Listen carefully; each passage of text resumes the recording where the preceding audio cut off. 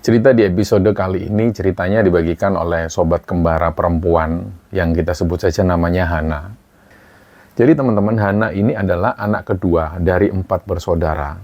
Dia lahir dan tinggal di sebuah desa di Jombang, Jawa Timur. Dan sejak kecil Hana ini sudah diyakini oleh ibunya sebagai seorang anak yang mempunyai kepekaan khusus terhadap hal-hal gaib atau makhluk yang tak kasat mata. Nah, kita bahas dulu lokasi rumahnya Hana. Jadi rumahnya Hana ini berada di sebuah kawasan yang sangat padat penduduk. Jadi Pak Riong pindah ke sebelah rumah Hana persis itu dengan sudah membawa keluarganya. Dan istrinya Pak Riong ini kita sebut saja namanya Bu Mita. Di situ mereka hidup bertetangga dengan sangat rukun dan guyup. Pak Riong dan Bu Mita ini terlihat sebagai orang yang ramah awalnya. Masuk ke masa pada saat Hana ini duduk di bangku kelas 10 SMK, ada sebuah berita duka yang datang. Di situ ayahnya Hana ini meninggal dunia. Tapi setelah ayahnya Hana meninggal, hubungan kedua keluarga ini kayak perlahan mulai agak berjarak.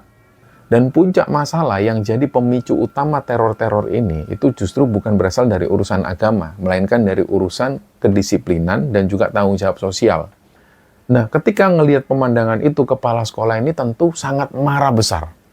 Ketiga siswa yang tertangkap basah bermain kartu ini langsung di drop out atau dikeluarkan secara tidak hormat dari sekolah. Sementara itu Yudi yang berstatus sebagai penjaga sekolah dan justru menjadi fasilitator kenakalan siswa-siswa tersebut, dia juga langsung dipecat secara sepihak dari kerjaannya.